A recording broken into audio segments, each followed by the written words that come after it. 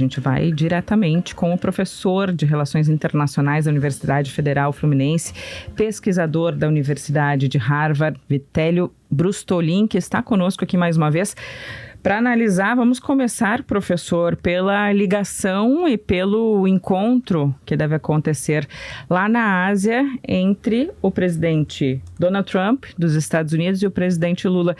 A ligação de ontem, mantida em segredo, mantida a 7 chaves, foi um avanço importante. Como é que o senhor avalia os próximos passos quando tem Rubio encontrando autoridades brasileiras? O que pode sair dessas negociações a partir de agora? Bom dia. Bom dia, Andressa, Rosane e Matheus, bom dia a todos. Bom, Andressa, você fez todas as perguntas ao mesmo tempo. Desculpa. Eu vou começar pelo telefonema de ontem. Era esperado que fosse um telefonema nesse primeiro contato, depois dos dois terem conversado na Assembleia Geral da ONU, justamente por uma precaução da diplomacia brasileira, porque o Trump costuma transformar esses eventos em reality shows, né, como ele fez com o Zelensky lá em final de fevereiro e depois com Ramaphosa da África do Sul em maio. Então, os dois presidentes elogiaram esse primeiro contato. Os dois, especialmente o presidente Lula, disse que foi melhor do que se esperava. Era necessário, evidentemente, um contato entre os dois. Os dois países têm relações há 201 anos e não faz sentido que os chefes de Estado, por conta de questões pessoais ou de interferência e gerência política de um país no outro, não tratem de questões pragmáticas dos dois países. Mas ainda assim o Itamaraty vê com muita precaução essa aproximação. Vai demorar bastante tempo para haver uma reaproximação dos dois governos. O Trump ainda não confirmou que ele irá à reunião da ASEAN, né, que é essa associação asiática. A reunião será na Malásia, mas se houver uma reunião entre os dois presidentes, provavelmente acontecerá fora dos Estados Unidos, especialmente porque nesse momento os Estados Unidos estão em shutdown, então viagens de chefes de Estado são postergadas ou canceladas. E os dois, o Trump tem uma viagem que deve coincidir com o Japão e Coreia do Sul, então mesmo que ele não vá na reunião da ASEAN, ele deve ir para a Ásia e pode ser que os dois consigam se encontrar lá, Andressa. Bom, professor, a gente tem esse Brasil dividido, né? Como o senhor sabe, as pessoas... primeiro, ontem havia muita gente dizendo o Lula arregou, não foi, o Trump convidou, ele não foi para o encontro. O senhor disse que é normal que esse primeiro encontro seja, essa primeira conversa seja telefônica e que depois disso venha uma conversa pessoal. Mas aí tem um ponto que fez com que muitas pessoas que são contra o governo tenham usado até para desdenhar dessa primeira reunião, que é o fato de que o negociador será o secretário de Estado Marco Rubio, que é uma pessoa ideologicamente radical e que está bastante em contato, né, com esses interlocutores que fazem... dá para se dizer até campanha contra o Brasil nos Estados Unidos. Teria como ser... É natural que o negociador seja Marco Rubio? É natural que isso depois também seja dividido em departamentos, que os departamentos do governo americano mais ligados à economia, ao comércio, sejam envolvidos nessa negociação para que ela seja mais pragmática e menos ideológica? Bom, Rosane, vou começar pelo Rubio, né? A família dele é de Cuba, a família fugiu de Cuba antes da ascensão do Fidel Castro, ele nasceu em Miami. Ele tem uma carreira muito sólida nos Estados Unidos, inclusive ele foi cotado para ser candidato dos republicanos. Ele foi muito humilhado pelo Trump, o Trump chamava de Little Rubio, né? De pequeno Rubio. Ele tem posturas muito consideradas de falcão dos Estados Unidos, né, os chamados falcões. Então, em relação à guerra na Ucrânia, por exemplo, ele sempre se opôs ao Putin. Um sintoma de como ele tem seguido as ordens do Trump é que o Trump recebeu o Putin no Alasca há alguns meses, a contrassenso, né, contra a vontade do Rubio.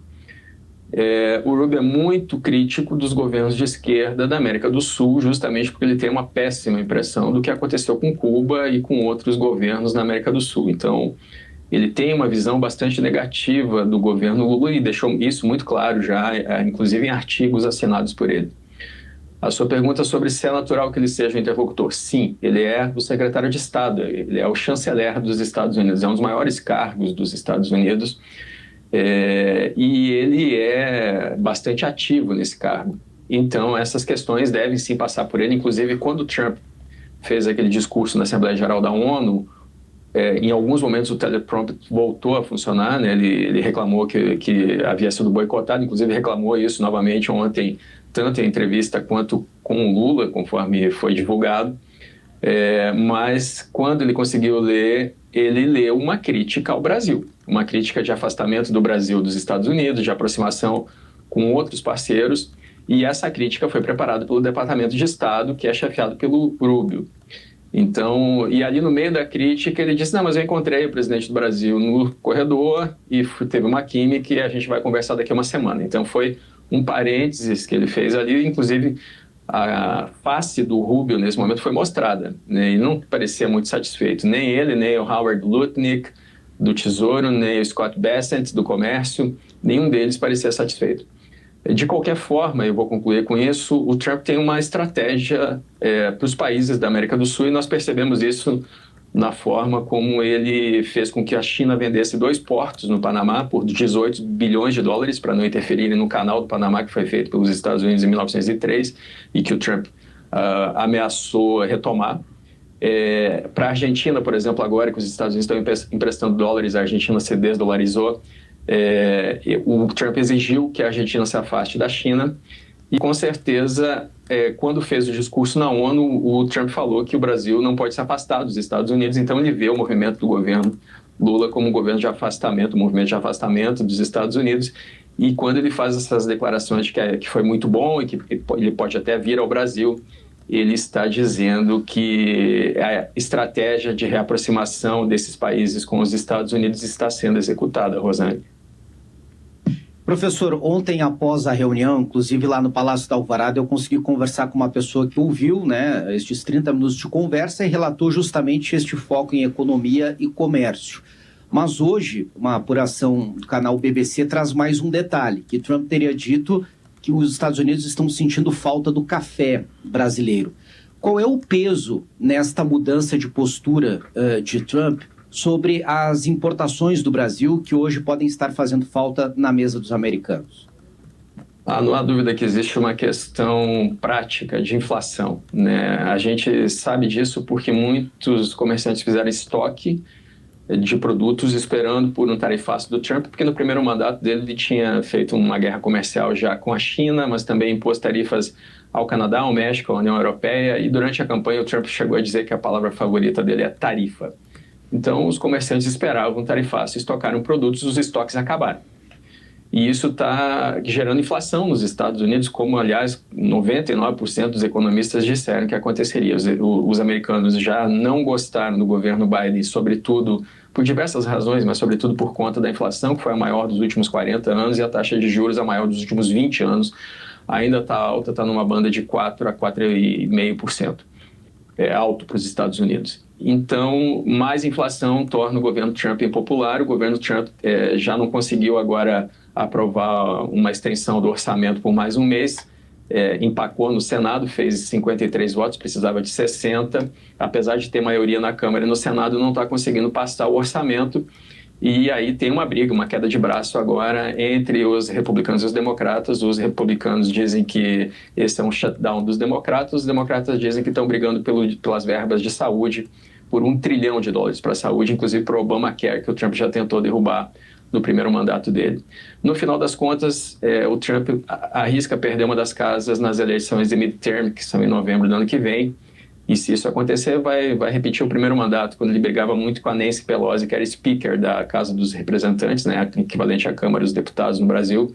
Isso tornaria o governo dele muito difícil. Então, ele mesmo recuou, antes mesmo de negociar com o Brasil, ele recuou em uma série de produtos exportados pelo Brasil, justamente para não gerar um efeito inflacionário nos Estados Unidos. E aí, Matheus, o café é um dos produtos principais, juntamente com a carne bovina.